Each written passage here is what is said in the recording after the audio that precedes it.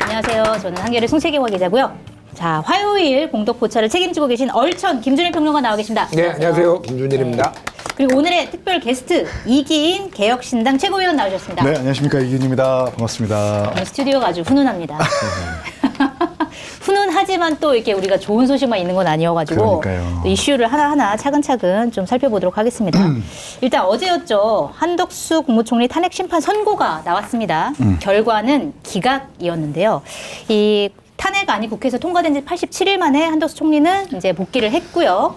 먼저 총평 먼저 들어보려고 하는데 일단 굉장히 많이 의견이 갈렸어요. 헌법재판관들 사이에. 기각 5명, 인용 1명, 각하 2명 이렇게 나왔는데 기각도 5명이 다 완전히 이제 일치된 의견은 아니에요. 자, 일단 이런 상황. 그리고 이제 다수의 의견은 헌법재판관 3명을 이제 임명하지 않은 거는 위헌이다라고 얘기를 하면서도 그러나 파면할 정도는 아니다 이렇게 판단을 한 건데 총평 먼저 얼천님 먼저 들어볼게요. 예상 범위에서 크게 벗어나진 않았다. 저는 뭐 그렇게 봅니다. 네.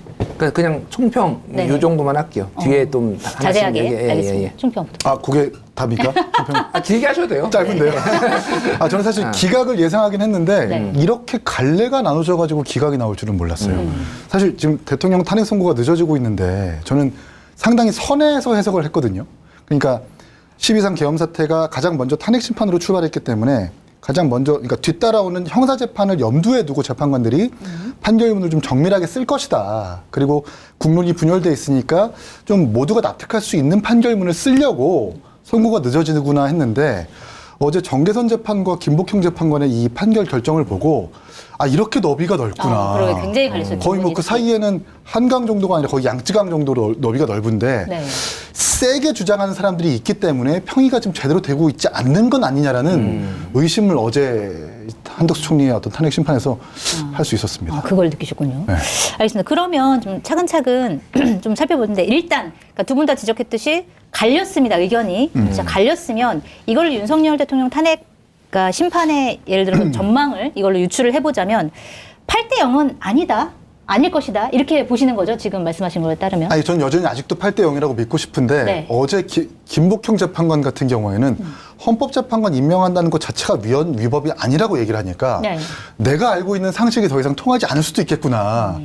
파면과 인용은 확실하지만 이탈표가 생기는 파면일 수는 있겠다. 8대 0이 아닐 수도 있겠군요. 그러니까 이 박근혜 대통령의 판결문을 봐도 개별 의견을 내는 걸 가급적 좀 자제하고 원팀이라는 인상을 주기에 전 충분했다고 보거든요. 네. 근데 이제는 이진숙 방통위원장부터 권한쟁의 심판부터 한덕수 총리까지 이견을 노정하는 것을 두려워하지 않는 것 같아요. 재판관들이.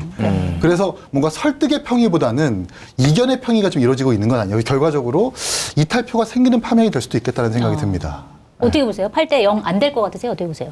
저는 그래도 8대 0이라고 생각을 하는데요. 네. 그러니까 이게 지금 최근에 있었던 헌법재판소의 탄핵 심판 선고를 보면은 아주 이상한 건 아니에요. 왜 그러냐면은 이진숙 방통위원장에는 4대 4로 걸렸잖아요. 네. 그리고 최재 이창수 이제 두 사람 최재 감사원장 이창수 서울중앙지검장 포함해서 검사 3명은 뭐 탄핵 기각이 나왔지만은 일부 이제 개별 의견으로 3명은 최재는 특히 감사원법 위반이라는 의견이 달렸잖아요. 그러니까 그 진보 성향의 사람들이 달았어요. 그러니까 이게 제가 보기에는 크게 예측 범위에서 벗어나진 않았어요. 저는 어쨌든 비슷하게 예측을 했어요. 그러니까 다 기각인데 이진숙은 좀 논쟁적이겠다 보니까 그러니까 방통위법에 2명을 하라, 3명을 하라, 2인 체제, 3인 체제가 불법인지 아닌지 여부는 써있지 않으나 기본적으로 5인 체제 중에서 3명은 돼야지 이게 토론이고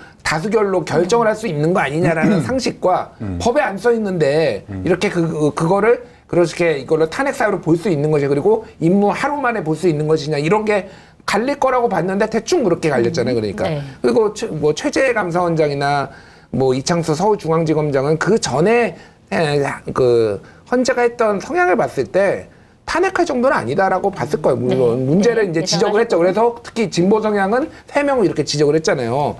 한덕수는 일단은 쟁점이 151명이냐 200명이냐를 가지고는 이거는 그 정치적 성향과 상관없이 법학자들 사이에서도 이견이 생겼어요. 그러니까. 네, 그랬었죠. 예. 그러니까 저는 각하 의견이 나올 수도 있겠다, 한두 개. 이거에 대해서. 뭐, 완전히 원팀이면은 모르겠으나 이미 원팀이 아니라는 거는 앞에서 이미 노정이 됐어요. 이런 상황에 있어서. 적극적으로 개별 의견 냈고. 그러니까 이게 아주 이상하진 않다. 제가 보기에는 큰 틀에서는 기각이 될 거고 몇몇의 이견도 나올 거라고 봤거든요. 네. 그거에 보면은 큰 틀에서는 벌어지지 않았지만은 그래도 뭐 우리 이기인 최고가 얘기했듯이 완전 레인보우가 돼버렸어요. 그러니까. 네, 레인보우가 돼서 이번엔 그렇게 돼서 이게 전체적으로 이견 조율이 잘 안 되는 거는 맞는 것 같아요. 그러니까 네. 안 돼서 윤석열 탄핵 심판에도 지금 약간의 어려움이 있겠구나라는 것까지는 추론했지만은 저는 그렇다고 해서 그러면 다르게 나올 것이냐. 그러기에는 윤석열은 완전히 다른, 그러니까 차원이 다른 얘기예요. 너무 명확하다. 화면이 너무 명확하다? 명확하고 전 국민이 다 받고 그 목적했죠. 그러니까 이 5개의 사유가 있는데 그 사유 중에 하나만 인용돼도 파면이거든요, 원래. 그러니까 네. 나머지를 다 기각하더라도 5개 어느 거 하나 빠져나갈 구멍 자체가 없어요. 그러니까. 네. 그렇기 때문에 이거는 사실은 뭐 여러 가지 뒤에 좀 얘기를 하겠지만은 뭐 이재명 20연개설 등등등을 해가지고 시간 지연 전략을 쓰는 거지 이게 최종적으로 그러면 각하나 이렇게 나오기에는 저는 불가능한 상황이다 그렇게 봅니다. 예. 알겠습니다. 자, 이번에는 각하 의견, 기각 의견 뭐 이렇게 나눠서 좀 살펴보도록 할 텐데 각하 의견 방금 말씀하신 것처럼 그러니까 2명, 그러니까 정형식, 조한창 재판관이 각하 의견을 냈는데 이 각하 의견이 2명이 나오니까 여권 일각에서는 이게 윤석열 대통령 탄핵 심판도 각하될 수 있다 뭐 이런 의견들이 나와요. 그런데 이게 윤석열 대통령과는 약간 좀 다른 점이 뭐냐면 한덕수 총리 같은 경우에는 이제 각하 의견을 낸 2명의 의견이 뭐였냐면은 이게 탄핵 소추의 의결 종속수가 그러니까 국무총리를 기준으로 할 것이냐, 대통령을 기준으로 할 것이냐, 거기에 대해서 2명은 대통령을 기준으로 해야 되기 때문에 3분의 2 이상 찬성을 했어야 되는데 그걸 지키지 않았다라고 하면서 네. 각하를 했는데 사실 윤석열 대통령은 대통령의 기준을 지켜가지고 탄핵을 한 거기 때문에 여기에 이제 딱 들어맞는 사례는 똑같은 사례는 아니에요. 자, 이기인 최고님께서 보시기에 실제로 윤석열 대통령 탄핵에 있어서도 각하 의견이 나올 수도 있다 이렇게 보세요. 이게 많은 분들이 지금 모르고 계시는 거는 97 헌마 13 결정이라고 있어 판례가 있습니다. 네. 거기서 이제 상속세 거부 처분 취소 위헌 심판 청구일 텐데 제가 기억할 때 만약에 9명의 재판관이 있을 때 6명이 인용이고 3명이 각하면 주문은 기각이에요. 네. 네, 그러니까 지금 뭐 별개 개별 의견을 낸 3명의 재판관 아무리 3명이 각하를 한다 하더라도 6명, 5명 이상의 재판관들이 인용을 해버리면 다수의 인용과 소수의 각하 의견이 충돌했을 땐 기각으로 주문을 합니다. 결국 인용이냐 기각이냐를 결정할 텐데 제가 걱정하는 건 다른 거예요. 네. 이진숙 방통위원장 때부터 권한쟁의 심판 지나서 한덕수 총리까지 재판관들이 경향성과 정파성을 따라가는 건 아니냐는 염두를 좀 하고 있어요. 왜 그러냐면 네. 지금 전 복식조라고 표현하거든요. 김복형, 네. 정영식, 그리고 조한창. 그래서 이른바 보수 성향의 재판관들이 지금 계속해서 개별 의견을 냈었던 것도 3명이었었고 이진숙 방통위원장의 기각 의견을 냈었던 사람 중에 김영두도 포함됐지만 그 3명이 있었었고 한덕수 총리에 있어서 2명 각하에 1명 기각인 건 아니에요. 네. 그러니까 우연이라고 하기에는 너무 보수 성향의 재판관들이 꼭 윤석열 대통령과 지금 가까운 주장과 결정을 하고 있다. 네.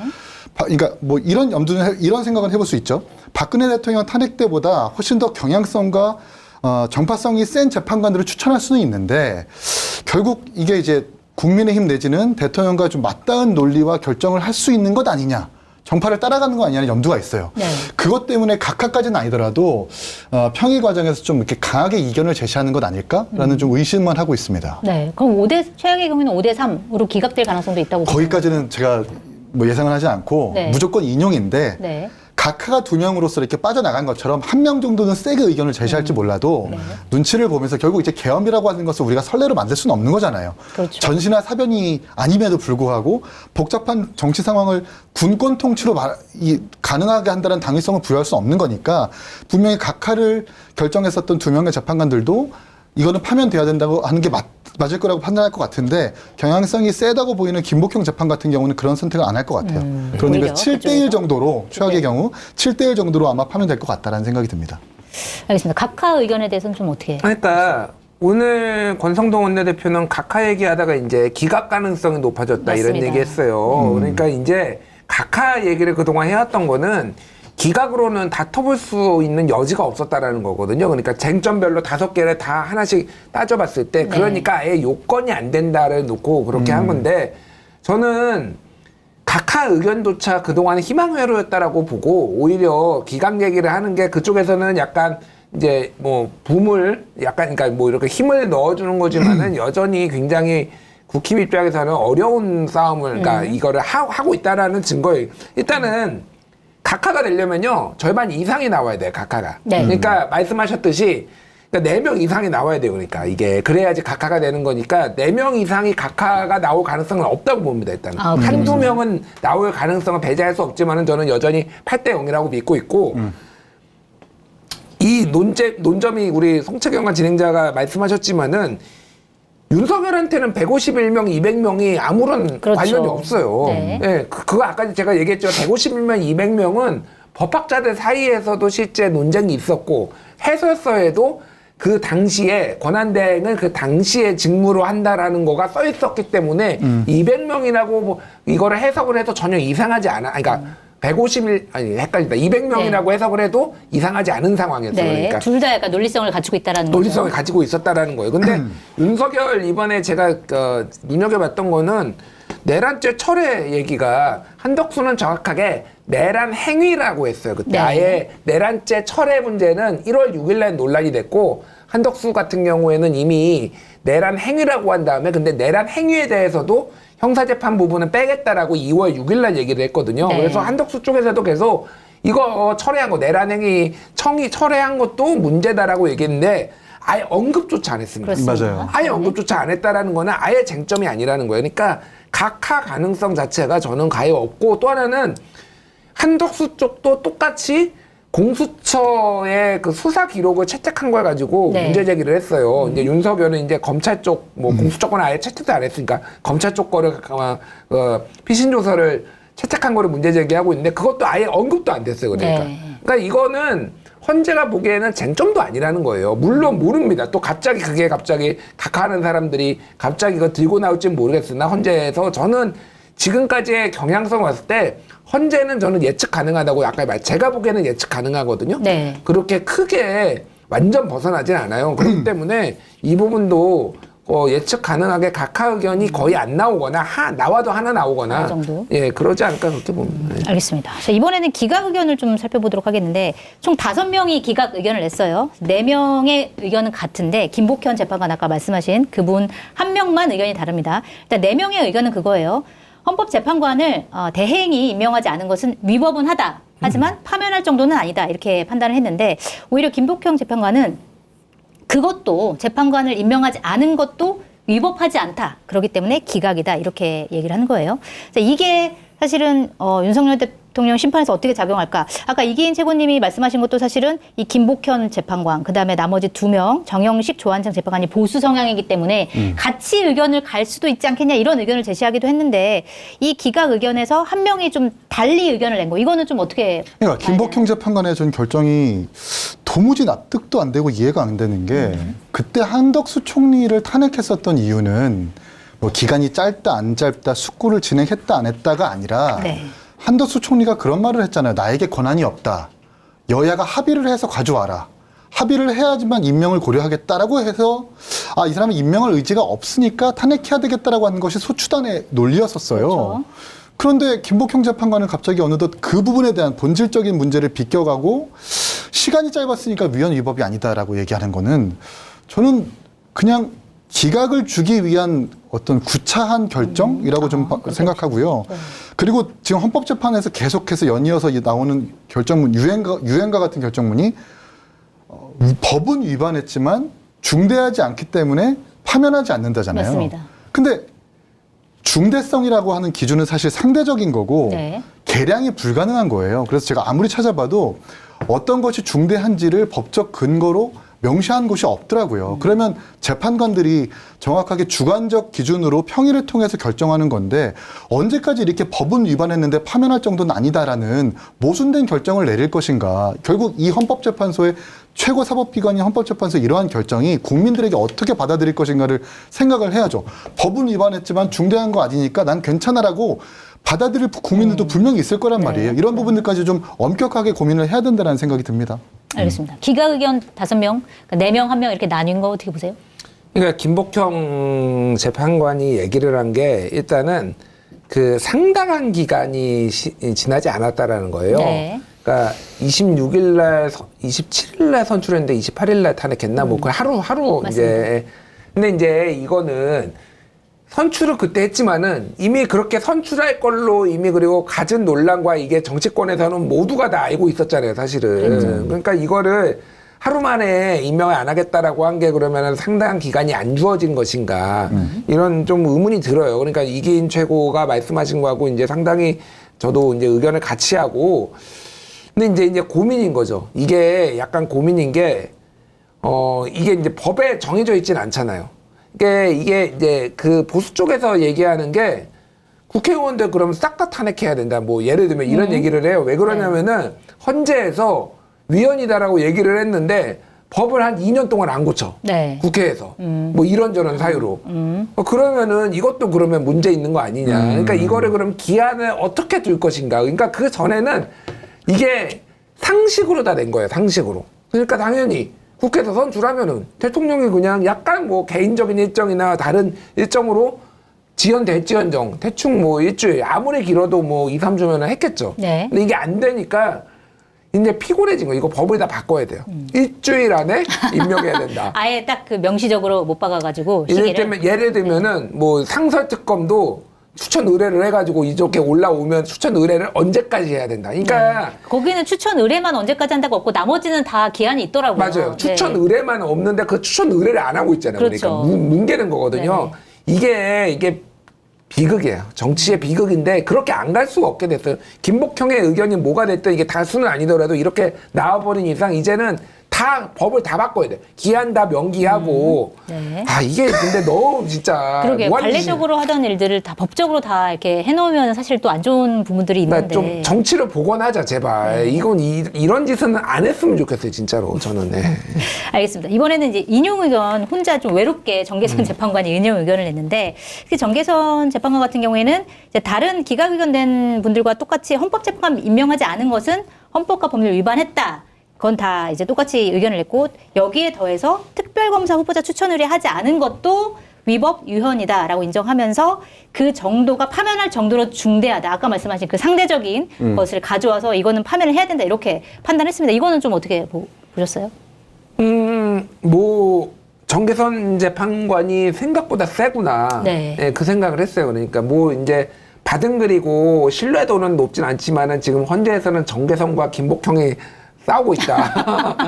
이거 너무 많이 아까 말씀하신 것처럼 극과 극으로 나뉘어져 있어서. 극과 극으로 나와서 네. 약간 이쪽 진영과 진영의 대표자처럼 뭐 싸우고 있다. 확인은 못했어요. 누구도 네. 확인을 못했는데 막 그런 얘기가 돌 정도로 이념적인 차이, 어떤 뭐 이 사안을 바라보는 어떤 스탠스의 차이가 극명하구나. 근데 뭐 저는 이런 생각을 가지신 분이 이런 판결을 결정을 하신 분이 있다라는 게 놀랍지 않고. 네. 자연스러워. 왜냐하면은 헌재 구성이라는 거는 결국은 한국 사회 축소판이거든요. 그렇죠. 맞아요. 예. 그러니까 대통령, 대법원장, 국회가 임명하고 거기에 또 각자 성향이 있으니까 그 보수 대통령인지 진보 대통령인지 다수당이 이제 보수인지 진보인지 뭐 이런 게 있으니까 그냥 각자 다 들어가는 거예요. 그러면은 뭐 이렇게 세게 얘기하시는 분들 세게 말했잖아요. 사실 한덕수 파면해야 된다. 네. 당장 해야 된다. 이런 거 안 한 거. 그거를 민주당도 탄핵 소추안으로 넣었고 그거를 일종의 정파적 이해관계 아니면 정파적 견해를 비슷하게 하는 사람이 있는 게 이상한 건가? 잘못된 거라고 생각하지는 않아요. 그러니까. 네.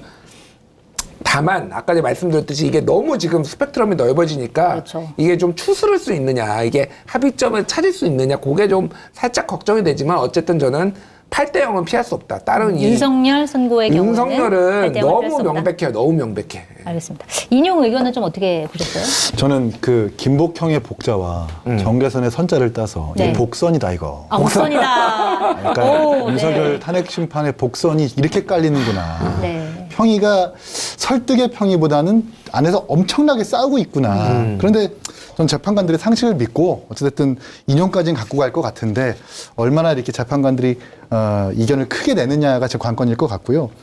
인용 의견은 사실 정상적이죠. 아까 말씀하셨지만 헌법재판관의 이 존재의 취지라고 하는 것이 대법원장, 국회, 대통령이 추천했었던 각기 정파가 다른 사람들이 모여가지고 정반합의 과정을 거쳐서 우리나라 민주주의에 가장 마땅한 결론을 내라는 것이 헌법재판소의 맞습니다. 존재의 취지인데 네. 거기서 사실 3명을 임명을 안 해버린 거잖아요. 한 축을 아예 없애버린 거란 말이에요. 근데 그 논리가 사실 정파적인 논리였던 거잖아요. 이른바 좌익 편향의 판사는 안 된다. 그게 국힘의 논리였었고, 그걸 한덕수 총리가 받아가지고 안 했다면 그건 대단히 문제인 거죠. 그래서 저는 그 정계선 재판관이 중대성이 인정된다고 한다는 것이 그런 취지에서 아마 그렇게 얘기를 한 것 같습니다. 네.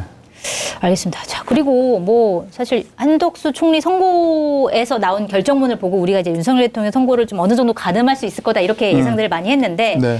특히 힌트가 거의 없었다 이런 이제 해석들이 나오는 이유가 뭐냐면 가장 중요한 거 비상계엄이 과연 위헌인지 이게 내란 행위인지 이거에 대한 법리적 판단을 한덕수 총리 결정문에서 하지 않았습니다. 자, 그렇기 때문에 이제 헌법재판소가 포커페이스를 너무 유지하는 거 아니냐? 우리 뭐 아무것도 모르게 하는 거 아니야? 일부러 그런 건가? 뭐 이런 의견들이 나오는데 만약에 헌재에서 실제로 이거 우리 윤석열 대통령 관련된 거는 아무도 짐작하지 못하게 일부러 이래야지 이렇게 생각을 했을까요? 그랬다면 왜 그랬을까요? 아니 근데 저는 어쨌든 조간 보니까 한겨레도 그렇고 경향도 그렇고 힌트가 없었다, 네. 예고 없었다 이렇게 하는데 저는 그 관점이 아니거든요. 그래요? 그러니까 한덕수 총리의 계엄과 내란과 관련된 설시에서 이거는 김복형 재판관도 인정한 겁니다. 네. 한덕수 총리가 절차적 정당성을 부여하기 위해서 국무회의를 소집하는 등 적극적인 행위를 했다라는 증거를 볼 수 없다. 네. 이렇게 설치한 건데 그 말은 바꿔서 얘기해 보면 윤석열 대통령이 성결 과제인 계엄법을 지키지 않았다는 얘기인 거예요. 네. 계엄법에서 어떻게 되어 있냐면 제가 기억하기로는 해안부 장관과 국방부 장관이 계엄 사유가 있을 때 국무총리를 거쳐 대통령에게 건의한다고 돼 있거든요. 네. 그러니까 두 장관이 계엄의 발의자이고 국무총리가 건의자이고 대통령이 집행자인 거예요. 근데 적극적인 행위를 안 했다면서요. 이건 김복형 재판관도 인정한 겁니다. 네. 그러면 계엄법을 위반했다라는 걸 정확하게 적시한 거거든요. 네. 그렇게. 근데 그걸 가지고 왜 힌트가 없었다고 할까? 이미 그러면 탄핵심판 선고에서도 계엄법을 위반했다라는 걸 이미 깔고 들어가는 거기 때문에 네. 너무 막 힌트가 없었다, 예고가 없었다, 건지는 게 없었다라고 생각할 필요는 없다. 그리고 또 한 가지 수학은 아까도 내란 최철의 부분. 네. 그러니까 적법 요건 절차에서도 언급하지 않았다라는 것 자체가 사실 이것을 다루지 않겠다라는 게 아니라 평의를 거쳤는데 문제가 없다라고 받아들이는 게 충분하거든요. 그렇기 때문에 국민의힘이 주장하는 동일성 원칙마저도 깔끔하게 해소가 됐으니까 분명히 수학은 있다라고 좀 판단합니다. 그렇군요. 이걸 보면 윤석열 대통령의 선고의 결과가 어느 정도 보인다. 그렇죠. 계엄을 보면 잘못됐다라는 의견이 여기 들어가 있다. 계엄법 이렇게 위반. 말씀하셨어요. 네. 어떻게 보세요? 그러니까 이게 한덕수를 먼저 하면 안 되는 주요 논거 중에 이거였어요. 네. 한덕수를 먼저 하면은 거기에 윤석열께 너무 많이 보일 수밖에 없다라는 거죠. 그러니까 저는 이거는 헌재가 고심을 했고 한 10번 뜯어 고쳤을 거예요. 네. 야, 이렇게 하면 야, 이렇게 티나잖아. 이렇게 하면 이렇게 티나잖아. 숨기려고 엄청 노력했다? 그럼에도 불구하고 이기인 최고 같은 분이 그 빈틈을 이렇게 해가지고 골대에서 왜 골대까지 보이는 거야, 나한테 한동 드립을 하고 있는 거야 이렇게 혼자서. 그러니까 네. 그렇게 보시는 분도 있고 이제 힌트가 없었다라고 보는 이제 아마 70%는 힌트가 없었다고 보는 것 같고 네. 이제 거기에서도 이제 매 눈으로 이제 보시는 분들이 명시적이지는 않으니까. 명시적이지 않으니까 네. 그러니까 대놓고 안 했으니까 그러니까 그렇게 읽으려면 읽어라 이기 너 읽으려면 읽어라 이렇게 고심해서 썼다 이거를 보니까 네. 저는 그게 좀 많이 느껴지더라고요. 그러니까. 이 해석에 대해서는 동의하세요, 근데? 아니 뭐 동의해 주세요. 예. 아니 딱히 동의하진 않는데 네. 반박은 못 하겠어. 아, 나름 그래요? 논리적이야. 나름 네. 논리적. 아니, 그러니까 명시적인 내가 보기엔. 내란이 있다 없다를 기대한 것 같은데 이걸 통해서 윤석열 대통령의 탄핵 심판을 스포일러 할 거라는 거를 재판관들도 알기 때문에 네. 기술적으로라도 우회했을 거예요. 그리고 가장 중요한 건 탄핵 심판에서 여러 가지 사실관계가 다뤄질 텐데 뒤따라오는 형사재판에서도 누가 체포 지시를 했는지 이런 것들이 사실관계가 좀 안 맞아버리면 형사재판에서도 크게 영향을 미칠 수 있고 사법부의 권위까지 떨어질 수 있는 거기 때문에 가급적 안 보이려고 했겠죠. 가리려고 가렸지만 계엄의 선결 과정은 지키지 못했다는 걸 티를 낼 수밖에 없었다. 일상 속 작은 실천으로 지구를 지키면서 보상도 받을 수 있는 경기도의 기후행동 기회소득 제도를 소개합니다. 온실가스 저감을 위한 실천으로 경기도민들에게 기후행동 기회소득 리워드를 지급하는 프로그램인데요. 기후행동 앱을 다운로드 받은 뒤에 다양한 활동을 통해 받은 리워드를 지역 화폐로 전환해서 이용하실 수 있습니다. 지구를 위한 작은 실천에 동참해 보시기 바랍니다. 작은 노력들이 모여 큰 변화를 만듭니다. 군산에서 시작해 지금은 강남에서 맛집으로 소문난 금강수림은 육개장 및 한식으로 대박난 집입니다. 매장은 강남구 도곡동에 위치해 있고요. 금강수림 전용 공장에서는 매장과 똑같은 방법으로 끓인 똑같은 퀄리티의 밀키트가 생산되고 있습니다. 한 번도 못 먹은 사람은 있어도 한 번만 먹은 사람은 없다. 주문은 유튜브 고정 댓글 링크로 들어오시거나 네이버에서 금강수림을 검색해서 주문하시면 됩니다. 이런 팁도 있더라고요. 그러니까 계엄 선포 전에 했던 국무회의를 국무회의로 지칭하지 않고 결정문을 보면 그냥 회의라고 하고 그다음에 국회에서 이제 계엄 해제를 의결하고 난 다음에 한 국무회의는 국무회의라고 지칭했기 때문에 앞선 국무회의는 국무회의라고 인정하지 않았기 때문에 계엄은 잘못된 것이다라는 판단이 거기 들어가 있다. 이 해석은 어떻게 보세요?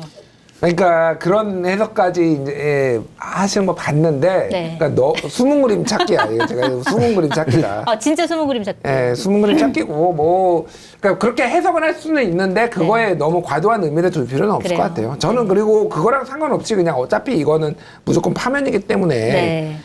그러니까 그 노력을 억지로 하진 않았을 것 같아요. 그러니까 감추려고 하다가 그거를 어떻게 우연히 그렇게 된 거지 오히려 넣으려고 그런 힌트를 넣으려고 노력하지는 않았을 거다. 그러니까 빼려고 노력을 했겠지. 근데 남은 게 그거지 그러니까. 그 회의와 국무회의의 차이 이걸 좀 어떻게 보세요? 너무 구차하고요. 이걸 가지고 굳이 우리가 막 국무회의의 뜻이 있고 회의를 왜 이렇게 얘기했으며 할 필요가 없다. 그럴 필요 없다. 큰 의미를 둘 필요가 없다 생각합니다. 알겠습니다.